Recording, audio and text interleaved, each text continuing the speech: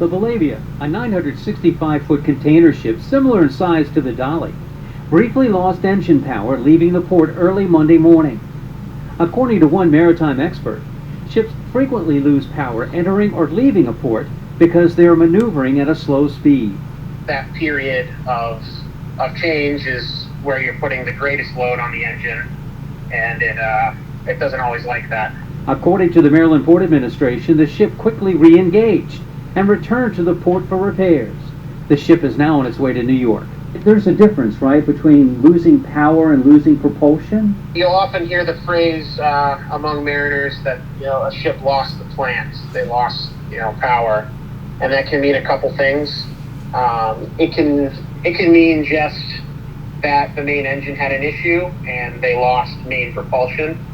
And it can also mean that they might have had an electrical issue and lost, basically everything. Lost steering, lost lighting. The Dolly lost electrical power, including steering and propulsion, just before it crashed into the Key Bridge on March 26th. The collapse killed 6 highway workers. NTSB investigators are now looking at what's called the ship's terminal block. It's a device that connects wires together. That device and 2 pieces of wiring are now in the agency's lab.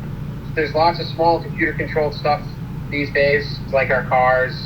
They can have hiccups that reverberate throughout the system. Experts say another common cause of ships losing power is fuel. Generally, at sea, they're running on a heavy fuel oil of some type, and due to emissions regulations worldwide, it's not just an American thing. They'll often run on a lighter fuel oil, distillate like diesel, to lower their emissions near shore. And because the engines are designed to run on the heavier fuel oil, they're not always, I guess you could say, as happy running on any of the lighter diesels. The U.S. Coast Guard keeps track of these incidents. However, the agency has not responded to 11 News Investigate's April Freedom of Information Act request.